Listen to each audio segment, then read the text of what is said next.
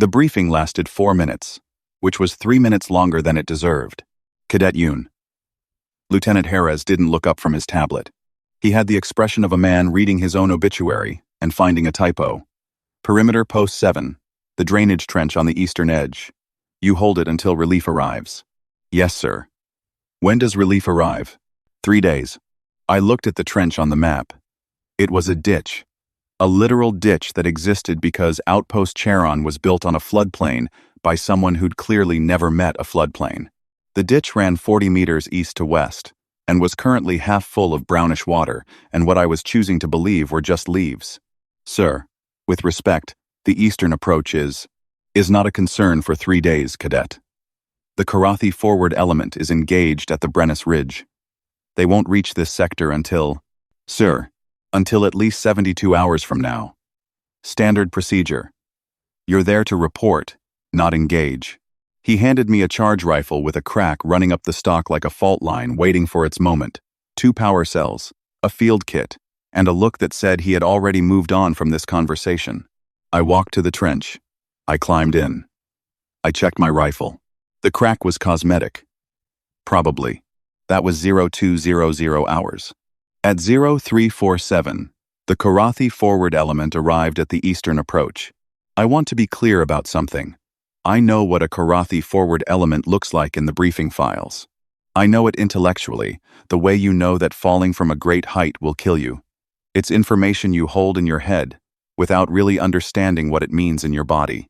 What it means in your body, when 40 Khorathi warriors crest the ridge and descend toward the drainage ditch you are personally sitting in, is that your heart does something it has no business doing, and every single one of your instincts starts filing for early retirement simultaneously.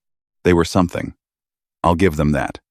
6-limbed, chitinous, moving in that low, ground-eating glide that looked slow until you did the math.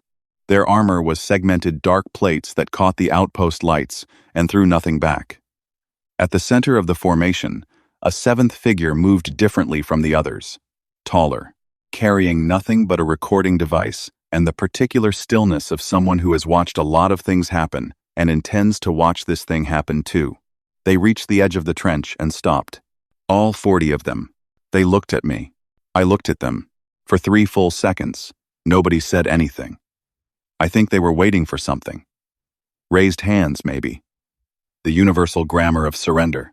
It's a pretty short sentence, arms up, chin down, take a step back, and most species in the galaxy have figured out how to say it. The Khorathi emissary unit spoke through a translation node clipped to its thorax. The voice that came out was flat and synthesized, and deeply certain of itself. You are alone. You will stand down. I thought about Lieutenant Jerez. I thought about the 3 days. I thought about the crack in my rifle stock, and the 2 power cells, and the brownish water soaking through the knees of my uniform. I reached into the trench and picked up a rock. Not a charge pack, not a flare. A rock, roughly the size of my fist, that I had been using as a place to rest my boot. I turned it over in my hand like I was assessing it, like I was deciding something. Can you say that again? I said. I didn't catch the first part. The emissary's translation node was quiet for a moment. Behind it, 40 warriors were doing nothing. This was either because they were well-disciplined or because they were confused, and from where I was standing, those 2 things looked identical. At the center of the formation, the one with the recording device made a small motion, mandibles shifting, clicking twice in a short pattern, and did not look away from me. You are 1 soldier, the emissary said again. You are in a drainage trench. You have a damaged weapon. You have no strategic position and no reinforcement. You will stand down. I looked at the rock. I looked at the 40 Khorathi warriors. I looked at the one with the recording device, who was watching me the way you watch something you're not sure you're seeing correctly. I'm going to need you to be more specific, I said, about what you mean by stand down. The emissary unit clicked its translation node off and conferred with the formation for approximately 45 seconds. I used this time to quietly assess the trench, the angle of the ridge, the positions of the nearest light arrays, and how fast I could move in wet boots. Not fast enough. Probably, but fast enough was a fixed number. Spite didn't have a ceiling. The emissary clicked back on. You will lower your weapon. You will move away from the trench. You will—" "Yeah," I said. "I'm going to go ahead and not do that." The one with the recording device clicked its mandibles again, longer this time. A different pattern, and raised the device. Not to threaten. To record. I did not know, at 0351 hours on the eastern perimeter of Outpost Charon, that this was Veth-Amara, 12th battle-chronicler of the Khorathi Expeditionary Force, who had documented 43 conflicts across 6 star systems, and had never, in 4 decades of chronicle keeping, halted a forward element to observe a single soldier. I did not know that in Khorathi military culture, the chronicler's record is a sacred document, that whatever Veth-Amara chose to record in those hours would become the official history of the engagement, read aloud at councils, taught to future soldiers, held in the deep archives of their civilization for 1,000 years. I did not know any of that. What I knew was that the rock was heavier than it looked, and I had 2 power cells and a trench full of brown water, and absolutely no intention of going anywhere. I set the rock down on the edge of the trench where I could reach it. I picked up my rifle. "Okay," I said. "Who's first?" Veth-Amara's mandibles went very still. Then they raised one limb, a single, flat gesture, and the formation held. They did not advance. They did not retreat. They waited, 40 soldiers and 1 chronicler, in the dark outside a drainage ditch, watching a 19-year-old cadet from Busan arrange her ammunition with the focused calm of someone who has decided, against all available evidence, that this is a thing she is going to do. I didn't feel calm. But I figured calm was something you performed until the performance became the fact. The night was going to be long. I was going to make it longer. I hadn't slept in 31 hours, which I mention only because it explains some of my decisions. Not all of them. Maybe 60%. The first thing I did after the formation held position was take inventory. This is something they teach you in the first week at Colonial Defense Forces Basic. When everything goes sideways, you count what you have. Not what you wish you had. Not what you should have been given. What you actually have. In your hands. Right now. What I had was 1 charge rifle with a cracked stock and a firing mechanism that worked, I was 70% sure, on a good day. 2 power cells. Full. Roughly 40 shots total if I was careful. 30 if I wasn't. And infinite if I fired them into the ground for the next 11 hours. Which was looking like an option. 1 field kit. 2 burn patches. A pressure bandage. A packet of something described on the label as nutritive paste that smelled like it had given up on life some time ago, and a thermal blanket. 1 protein bar in my boot. I don't know how it got there. It had been there for 3 days. I was saving it. 2 proximity charges from the kit I'd been issued before the briefing, which Lieutenant Harris had probably forgotten were in there. Small. Pressure triggered. Not military grade. The kind you'd use to protect a supply cache from wildlife on a frontier posting. 1 flare launcher with 3 flares. 1 Khorathi sensor node that a scout had dropped during the approach and that had rolled into the trench, and which I now held in my hand and looked at for a long time before deciding that I had absolutely nothing to lose by trying. Something stupid. I named it Gary. I want to be clear that I named it Gary because I needed something to call it, and Gary felt right, in a way I cannot entirely explain, except to say that Gary sounded like something that would work despite itself. Gary sounded like someone's unreliable cousin who showed up and somehow fixed the plumbing. Gary sounded like mine. It took me 40 minutes to rig Gary to the first proximity charge, using a length of det cord from the field kit and the firing pin from a spent cartridge I found at the bottom of the trench. The logic was simple. If you squinted at it and didn't think too hard about the physics, the sensor node would detect movement in a 10-meter radius. The proximity charge would interpret that as a trigger event. Gary would go off. The logic also assumed I could get Gary back online after reprogramming a Khorathi sensor node using only a multi-tool and my best guesses about alien military hardware, which was, and I want to be honest here, ambitious. Gary came online at 0423. His signal light blinked green. I placed him at the north edge of the trench, covered him with leaves, and crawled back to my position. Veth-Amara's formation had not moved, but 2 of the scouts had separated from the group. moving along the western ridge. Repositioning. They were patient. I'd give them that. I was running the math. 2 scouts. Western approach. Probably 0, 2, 0, 0. For the first probe, I'd have maybe 6 seconds of warning from Gary. My firing angle from the trench covered the north and northeast. The western approach came in at 20 degrees off my left shoulder. So I moved 2 supply crates. They were heavy. I moved them anyway, dragging them through the ankle-deep water at the trench bottom in absolute silence, stacking them to create a platform that shifted my field of fire by the 20 degrees I needed.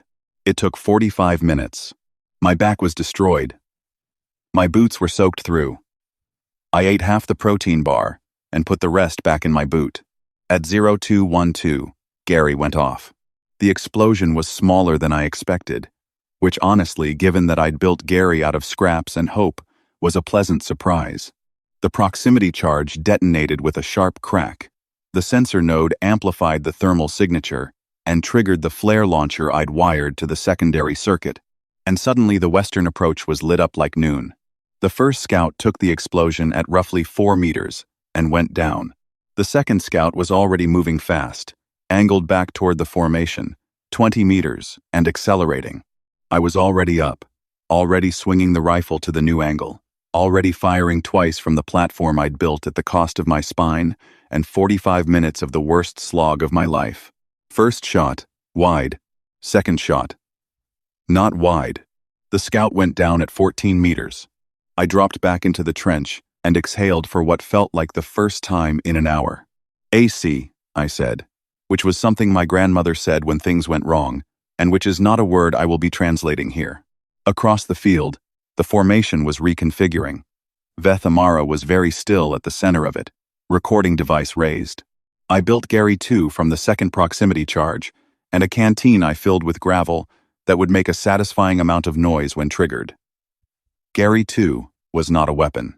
Gary 2 was psychological. Gary 2 was noise. I placed Gary 2 at the south approach, 40 meters from my position, and went back to waiting. The second probe came at 0251. 3 scouts this time. Better angles. Gary 2 went off like someone had dropped a bucket of rocks down a metal staircase. In the chaos of the noise and the relit flare, I moved left, then right, repositioning in the dark, firing twice from a position I hadn't been in 30 seconds ago. 1 scout caught the first shot. The other 2 scrambled back, and I was already crawling to a third position before they could triangulate where I'd been. It was not elegant. It was not tactical. It was a 19-year-old in a wet trench, treating the entire eastern perimeter like a game of keep-away. Because keep-away was something I was aggressively good at, and dying was something I was aggressively opposed to. When I got back to my platform at 0317, I had 24 shots left and a shoulder that was starting to remind me I'd wrenched it on the crates. Veth-Amara had not moved from their position. They were still recording. I looked at them across the 100 meters of dark and lit. One of my last flares, not as a weapon, just to see, and in the wash of red light, I could see the mandibles moving, clicking, a complicated rhythm. I didn't know what it meant. I found out later. It meant, I have seen 43 wars. I have never seen this. I pulled out the other half of the protein bar and ate it.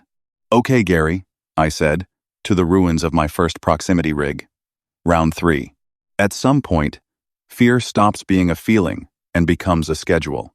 I don't know when it happened exactly. Somewhere between the third probe and the moment I manually opened the drainage valve to flood the trench approach, a plan I'd had since hour 2, when I'd noticed the valve handle was still attached, and the Khorathi forward element still didn't know they were walking into a floodplain at low ground. But somewhere in the dark, between one thing and the next, the fear that had been sitting on my chest like a stone reorganized itself into a list of tasks. Things to do, in order, to stay alive until 0200 on day 3. I didn't feel less afraid. I just had more to do than I had time to feel it. At 0400 hours, the main push came. I knew it was coming 20 minutes before it arrived, because Veth-Amara moved. Just slightly a shift in their position, the recording device lowered to a different angle, and the formation stopped its small adjustments and went very, very still. The The kind of still that happens right before something accelerates. 12 warriors. Wedge formation. Moving in the textbook Khorathi coordinated approach, the three-point advance that's designed to eliminate dead angles and prevent the kind of repositioning I'd been doing all night. It was a real tactic, built by military minds with centuries of experience in exactly this kind of engagement. The valley the trench sat in had been dry for 6 hours. I opened the valve at 0352. By 0400, the approach was 6 inches deep and getting deeper, and the Khorathi wedge walked into it at full speed. I want to be honest, I had not calculated this precisely. I had looked at the valve, looked at the approach, and thought times water makes ground bad times, and then opened the valve and hoped. The gap between a plan and a scheme is usually about 40 minutes, and the willingness to find out. The lead warriors hit the water and slowed. The wedge formation compressed as the 3 points struggled to maintain spacing through the bog. 2 warriors on the left flank went ankle-deep in a soft patch I hadn't even known was there, and stopped being a coordinated threat while they sorted themselves out. I was already up on the crate platform. I was rationing. I had 18 shots left. 18 had to become a number I could be proud of. Each one had to mean something. First shot. Lead warrior. Body mass. 9 meters. Down. Second shot. Right flank warrior. Moving to cover. Down. I moved left. Dropped behind the trench wall. Came up at a new angle. Third shot. Wide. The bog was affecting my footing too. Cool, cool, cool. Fourth shot. Right flank again. Secondary target. Down. I was tracking the formation's response in my peripheral vision while I moved, which is the kind of thing you apparently can do when your body has decided that dying is not on the agenda and has quietly promoted itself to the position of sole decision-maker. The wedge was reforming around the casualties. They were good. The Khorathi were genuinely tactically excellent, but they were doing it in mud and low water, and the formation that reached me was going to be the formation -4, firing upward at a target that kept not being where they'd aimed. And then the 5th shot happened. I don't know which warrior fired it. I didn't see it coming. What I felt was a pressure on my left shoulder that then became heat, and then became something I was not going to stop and look at right now, because I had 12 shots left and a reformed wedge at 40 meters. I stumbled. Caught the edge of the crate platform with my right hand. Got up. Okay, I said, mostly to myself, partly to the universe. Rude. And I kept shooting. 8 more shots. 4 of them hit. The wedge broke at 30 meters. Not a rout, a tactical withdrawal, smooth and controlled, and costing me nothing except the remaining ammunition I'd just spent. They pulled back to the ridge with 6 down, and the rest intact, and the formation that returned to Veth-Amara was quieter than the one that had left. I sat down on the crate platform in the mud and water, and held my shoulder with my right hand and looked at my left hand for a long moment. The burn patch from my field kit covered it. The pressure bandage went over that. My left arm was going to be decorative for a while. That was fine. I was ambidextrous, in the specific and useful sense that I could fire a charge rifle with either hand. I had 10 shots left. Across the field, Veth-Amara had lowered the recording device. Not stopped recording, just lowered it. Like they were recalibrating the angle. Like what they were looking at required a different frame. A message went out from the Khorathi field unit at 0427. I know this because a CDF intelligence sweep caught the transmission. I didn't know it then. The message said, reassess. Reassess everything. I pulled my field kit closer and started planning what I was going to do with 10 shots. A tactical knife, a thermal blanket, and a drainage trench that was now 3 inches deeper than it had been an hour ago. The shoulder was going to be a problem. I added it to the schedule. Dawn was 2 hours away. I'd used the last of Gary 2 hours ago.